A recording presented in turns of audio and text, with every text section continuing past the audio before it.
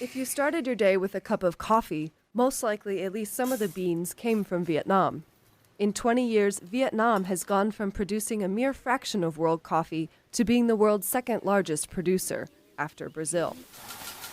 Technology has played a key role in the industry's staggering growth, from high-tech irrigation systems to text message updates of global bean prices from London and New York.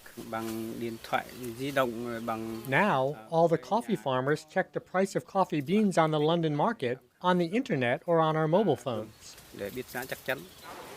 Coffee farming has come a long way since the French first introduced the bean to Vietnam more than a century ago. Last year, Vietnam exported nearly 2 million tons of coffee, worth about $4 billion. And one local company, Trung Nguyen, is brewing a global takeover. I don't just believe in Vietnamese coffee, I believe in our strategy. We're building up our team, we're realizing our plans, and soon we won't care who our competitors are, including Starbucks. We will surpass them.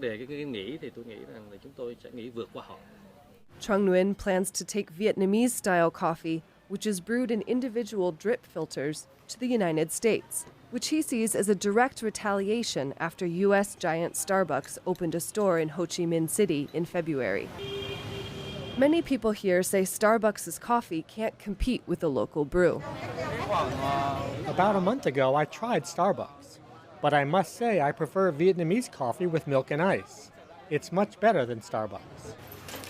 Coffee consumption has stagnated in the West, but it's rising fast in Asia.